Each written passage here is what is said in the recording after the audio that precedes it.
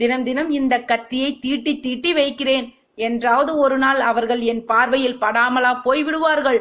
அப்பொழுது அவர்களை என்று கோபத்தில் பிராமணனின் கண்கள் சிவந்தது. அவரின் கடும் கோபம் அர்ஜுனனுக்கு ஆச்சரியத்தை ஏற்படுத்தியது. பிராமணரே, அவர்கள் இருவர் யார்? அவர்கள் மீது நீங்கள் இவ்வளவு கோபம் கொள்ள காரணம் யாது? அப்படி அவர்கள் என்ன தவறு செய்து விட்டார்கள் என்று கேட்டான். துஷ்டர்கள் இருவர். முதலில் பிரம்மனின் புத்திரனான நாரதன். என்ன, நாரதரா? ஆம், அவனேதான். அவர் என்ன செய்தார்? அவன் என்ன செய்தானா?